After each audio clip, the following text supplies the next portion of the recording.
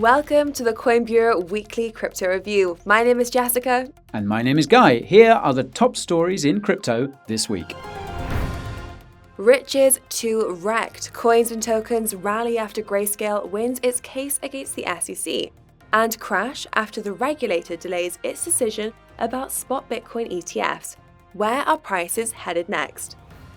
Only Ethereum fans. The adult entertainment company reveals that it invested in ETH as a death cross forms. Uniswap wins in court and Vitalik dumps MakerDAO. Everything you need to know. Grayscale's historic win. The crypto asset manager manages to force the SEC to re-examine its application to convert GBTC into a spot Bitcoin ETF. Why this could actually crash the crypto market.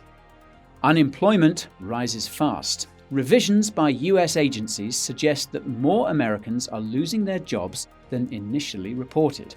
When will the Fed start to cut interest rates in response? And a closer look at last week's top performing cryptos and where they could be headed next. All this and more in just a moment. But before we get underway, a quick reminder that I and some of the Coin Bureau team will be in Singapore next week at the Token 2049 conference. There's loads of talks and seminars by some seriously cool speakers taking place, and we'll be there to catch some of those and interview a few of the speakers themselves. I'm also hoping to meet as many members of the Coin Bureau community as possible. So if you're planning on attending the conference, do come and say hello if you see me about the place.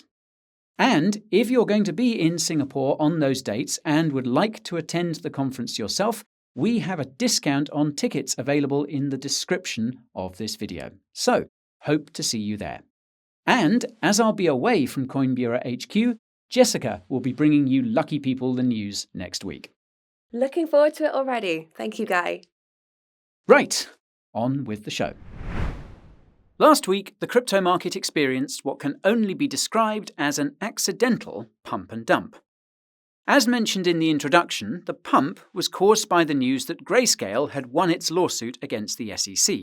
I'll come back to the significance of that news later in the video.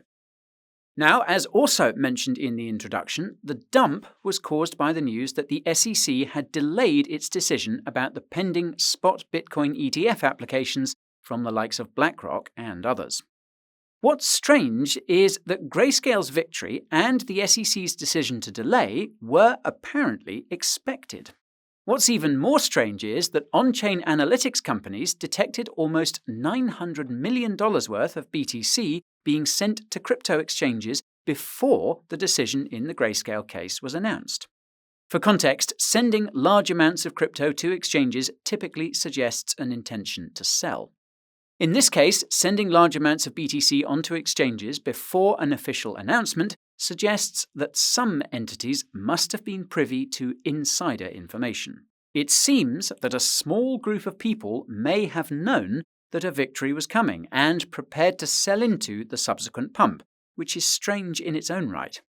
And in the days leading up to the announcement, around $300 million of TUSD were printed. Now, if you watched our video about stablecoin market caps, you'll know this doesn't necessarily mean that TUSD was used to pump crypto prices, but it does suggest there was a sudden demand for leverage. On that note, it's quite possible that all of this is just a coincidence and that the crypto pump was primarily driven by a massive short squeeze. It's estimated that over $100 million of BTC shorts were liquidated, causing crypto prices to pop. And this wouldn't be the first time we've seen this effect. It's also not the first time we've seen crypto prices collapse because of liquidated longs. Lo and behold, this is exactly what happened when the SEC made the decision to delay those spot Bitcoin ETFs just a few days later. Leverage traders got ahead of themselves on Grayscale and they paid the price. Then again, it could have been that insider selling. Regardless, crypto prices reverted to the recent mean, which has been characteristic of the market lately. The daily and weekly charts for BTC are giving mixed signals as a result, which means that we must zoom out to the monthly. As the saying goes, when in doubt, zoom out. As you can see, BTC has had 2 red months back to back. The last 2 times this happened, BTC saw a month of green. However, the 2 times before that, BTC saw another month of red. If we see a month of green, it may not be a big one due to all the resistance around the 30k level. If we see a month of red though, then BTC's price could fall further than many people expect. Take a second to consider that the break-even cost of mining BTC is currently around 23k. If BTC breaks below this level, many miners could become forced sellers to stay solvent. Speaking of which, if you're subscribed to our weekly newsletter, you'll know that every September has been a red month for BTC since 2016, and you'll know exactly what we think is coming next. So be sure to subscribe to that newsletter so you don't miss next week's crypto market forecast. Anyways, ETH's price action paints a similarly concerning picture. As reported by CoinDesk, ETH recently experienced a death cross on the daily. This happens when the 50-day moving average crosses over the 200-day moving average from above, and it suggests that lower ETH prices are imminent. To put things into perspective, the last time ETH experienced a death cross was in January 2022. If you watched our video about the debt ceiling deal, you'll know that January 2022 was also when the Treasury started refilling its bank account at the Fed. ETH's price fell 70% in the months that followed. In case you missed the news, the debt ceiling was most recently raised in early June this year. For reference, the last time the debt ceiling was raised was in December 2021. As such, it's possible that ETH will experience similar selling pressure in the coming months as the Treasury refills its bank account. Now, the silver lining is that this will give individuals and institutions who are bullish on ETH another opportunity to buy the dip, and one of the latter is apparently Phoenix International, the parent company of OnlyFans. Like most of us, the content subscription company bought ETH in 2021 and 2022. This was revealed in a recent financial filing which noted that Phoenix International had purchased no less than $20 million worth of ETH during the crypto bull market.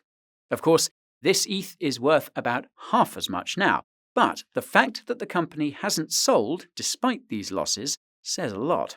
Specifically, it suggests that Phoenix International is a long-term ETH holder, and it's possible, if not likely, there are many other private companies in similar positions. This is more bullish than you might think because it means there will be a lot of ETH buyers when the crypto bull market does come back around. From our perspective, the only reason we haven't seen more dip buying from the entities that are bullish on ETH is because of regulations, not just around Ethereum, but its entire ecosystem. If you watched yesterday's video about the Treasury's proposed tax rules, you'll know that DeFi is in the hot seat. That's why Uniswap's recent court victory is so significant. To bring you up to speed, the DEX was sued by traders who lost money. The judge ruled that the DEX cannot be held legally accountable because it's decentralized, and added that ETH is a commodity, not a security, much to the chagrin of the SEC. But that's just DEXs. What regulators seem to be particularly concerned about is decentralized lending and borrowing, especially when stablecoins and yield are involved. This pertains directly to MakerDAO, which makes it possible to mint DAI, a supposedly decentralized stablecoin that can earn a high yield. There's been speculation about the legality of this yield ever since DAI started being backed by real-world assets like US government debt, hence supposedly decentralized. It's believed that these regulatory concerns are why crypto VCs like A16Z dumped the MKR tokens. KYC is required for this kind of yield. So far, though, MakerDAO and its associated yield-earning protocols have escaped regulatory scrutiny, probably because they blocked access to US users, even those using a VPN. Despite this, MakerDAO hasn't escaped the scrutiny of Ethereum creator Vitalik Buterin. Vitalik reportedly dumped what was left of his MKR stake shortly after MakerDAO's founder proposed migrating the protocol to a Solana-based blockchain. As with the recent crypto market pump and dump, there could be more to this story. MKR token holders could be on the hook for regulatory reasons. Anyway, speculation aside, crypto regulations appear to be improving overall, thanks in large part to the US legal system, which still seems to work well for some things. Besides the Uniswap win, the victory that everyone is bullish about is, once again, Grayscale's in its case against the SEC. If you watched our recent video about Digital Currency Group, you'll know that Grayscale, its subsidiary, sued the SEC after it rejected the crypto asset manager's application to convert its Grayscale Bitcoin Trust, or GBTC, into a spot Bitcoin ETF. Grayscale initially said that the decision would come by the autumn. Now, it's important to note that Grayscale's victory doesn't mean that GBTC will automatically be converted to a spot Bitcoin ETF. All that it means is that Grayscale can refile its application with the SEC. At that point, the SEC could still reject Grayscale's application on some other, perhaps more solid grounds. For those unfamiliar, GBTC was launched way back in 2013 and is currently backed by over $16 billion worth of physical BTC. Like a spot ETF, a trust like GBTC represents a share in the underlying assets. In contrast to a spot ETF, trusts like GBTC do not issue and redeem shares on a frequent basis. The consequence of this is that the price of the shares and the underlying asset can, and often do, deviate. In the case of GBTC and BTC, this deviation is known as the GBTC premium, or discount, and it's believed to be the instrument behind the implosion of crypto hedge funds like Three Arrows Capital. Now, logically, it would be much better for everyone if GBTC could actually issue and redeem shares based on real-time supply and demand, like a spot Bitcoin ETF, hence Grayscale's application to convert. As we mentioned in our video about DCG, though, this conversion could paradoxically result in a crypto crash. That's simply because all of the investors who purchased GBTC at a discount are sitting on huge unrealized profits. These profits could be realized if GBTC is converted into a spot product. Because this spot Bitcoin ETF buys and sells physical BTC, this selling pressure, if it occurs, would cause BTC to crash. Unfortunately, or maybe fortunately, it's unlikely that Grayscale's application to convert GBTC into a spot Bitcoin ETF will be approved before the other spot Bitcoin ETF applications by asset managers like BlackRock. This is because the other applications were submitted earlier and because, well, it's BlackRock.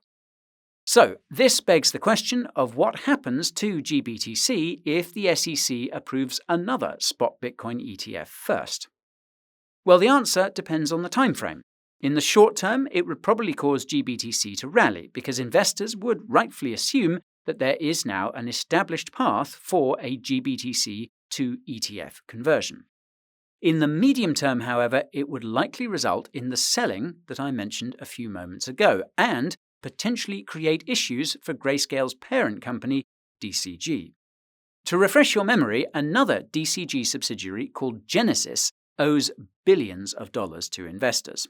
DCG has been trying to plug the hole. As a fun fact, GBTC is believed to be Grayscale and DCG's biggest cash cow. That's because it charges a 2% fee on assets under management, which amounts to tens of millions of dollars in passive income each month. Obviously, DCG needs this cash flow to pay back Genesis's creditors.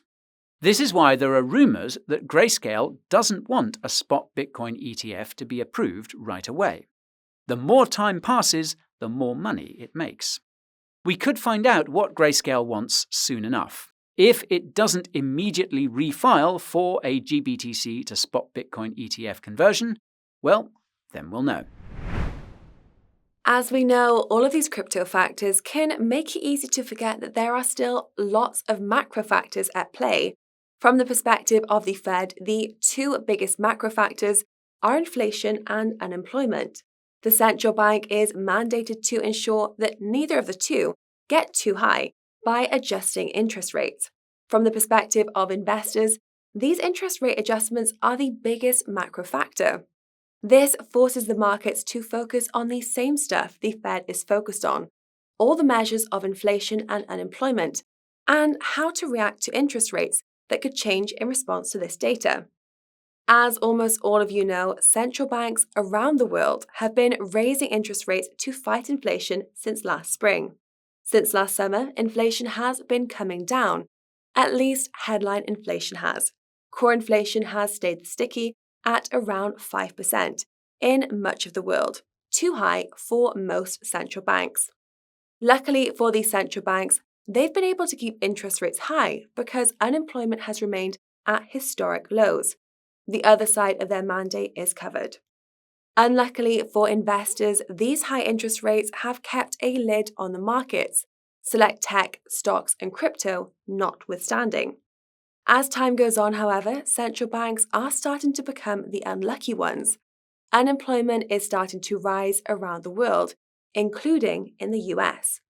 Last month, the unemployment rate in the US hit its highest level in over a year, and revisions suggest that fewer jobs were added than previously reported.